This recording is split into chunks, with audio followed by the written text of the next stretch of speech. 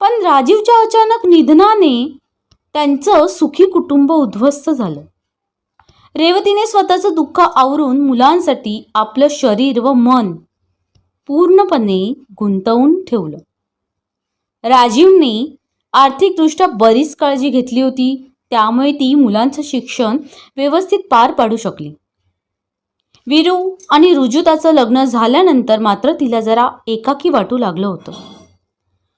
फोनने दोघंही तिच्या सतत संपर्कात होती, पण तिच्या सुखदुःखाशी समरस होणारा एक मानसिक आधार, तिच्या भावना समजून घेणारा विश्वास आणि तिच्या आयुष्याच्या उत्तरार्धात तिचं मनोबल वाढवणारा तिचा जोडीदार मात्र अर्ध्यावरच अशी तिची साथ सोडून निघून गेला होता.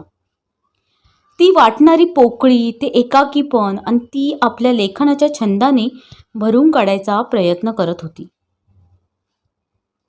काल मात्र अचानक हा तिच्या मनाचा बुरुज ढासळू लागतो की काय असं तिला वाटायला लागलं. काल संध्याकाळी ती फिरायला निघालेली पाहून सूर्यकांत तिच्या पाठोपाठ बाहेर पडले. पार्कपाशी तिच्याशी मुद्दाम ठरवून पण सहज वाटावी अशी गाठ पडली असं दाखवीत तिला म्हणाले, मला जरा थकल्यासारखं वाटतंय, आपण जरा पार्कमध्ये बसूया का? रेवतीला नाही म्हणणं जमलं नाही. पण आता आपल्याला इथे बरेच लोक ओळखतात, असं परक्या पुरुषाबरोबर बाहेर एकटं बसणं बरं दिसत नाही.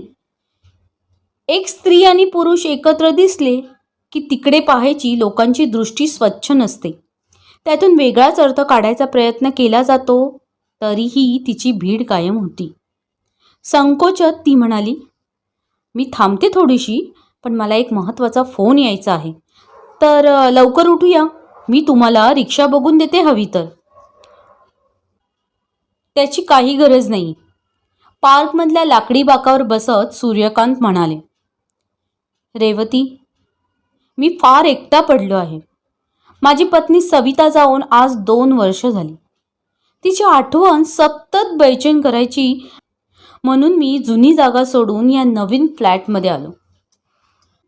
माझ्या दोघीही मुली आपापल्या घरी सुखी आहेत, पण सविता गेल्यापासून मला हा एकाकीपणा अंगावर येतो आहे. मला माझा हा दुबळेपणा कळतो आहे. माझी असहायता मला लपवायची नाही.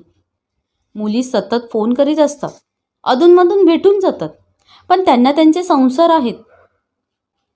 मला मात्र त्या उतारवयात कुणाच्या तरी आधाराची गरज वाटते, जी माझी जोडीदार म्हणून माझ्या सुखदुःखात सहभागी होईल. मी निवृत्त झालो आणि लगेच सविता मला सोडून गेली.